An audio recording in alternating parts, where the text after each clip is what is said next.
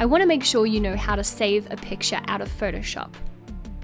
When you save a picture, and the most common form of a picture is a JPEG, a JPEG file, I'll show you that up in a moment, you will see whatever you are looking at visually on the canvas. We have our park folder turned on at the moment underneath our beach folder, but we can't see it over here on the canvas.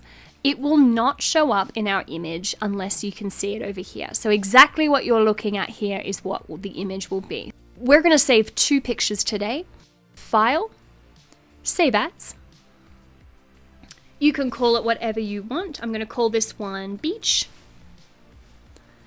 Now you can come in here to Format and click JPEG. Hit Save. It'll bring up this option and it will ask you what size you want it. It doesn't matter too much. JPEGs aren't that large an image, so I'm going to hit OK. And that will save as 1 picture here.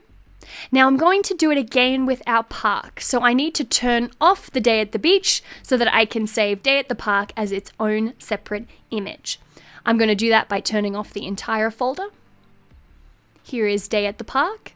I'll come back over here to File, Save As. I'll name this one Park.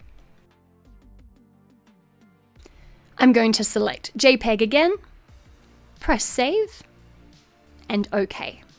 And now if I go to my desktop folder, I can see that I have 2 images here. I have Beach and I have Park, and they have been saved as 2 separate images. The last thing I'll show you how to do is save a Photoshop file so that you can come back in later and edit. We're going to click File, Save As. You can name your whole project.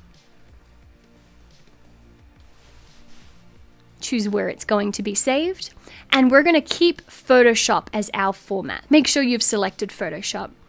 This is the most important thing I can tell you in terms of coming back later to edit your layers. You must make sure this is checked. So if it was unchecked, it's going to tell you that it has to save as a copy, which means it can't be edited, and you're going to lose all of our hard work organizing and naming these layers because you can't come back in and edit that.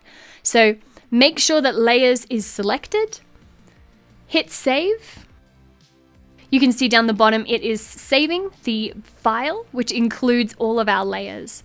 Now when we go to our desktop, you can see that we have dog at the .psd, that is our Photoshop file, and at any time we can come in, open that up, and we will be right back here where we left off. So there you have it. That is how you use layers on Photoshop. Thank you so much for taking this course with me, and I'm thrilled to be able to have shown you the basics of using layers.